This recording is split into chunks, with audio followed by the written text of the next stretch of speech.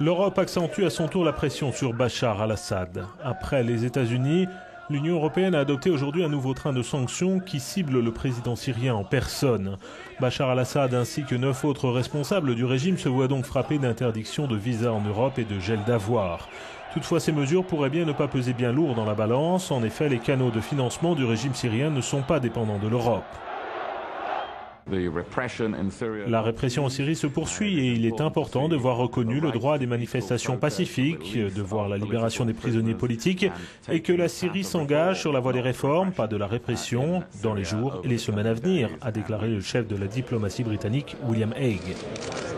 Réunis à Bruxelles, les diplomates européens ont aussi étendu leurs sanctions contre Tripoli. Il s'agit d'empêcher le régime de Mouammar Kadhafi de renflouer son arsenal militaire et de recruter des mercenaires. Dans le même temps, Catherine Ashton a tendu la main aux insurgés en se rendant à Benghazi.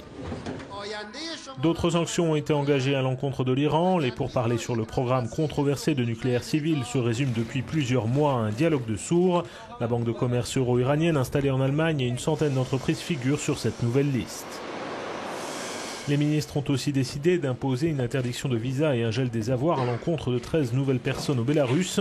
L'Union dénonce entre autres la condamnation à 5 ans de prison du candidat de l'opposition à la présidentielle, Andreï Sanikov.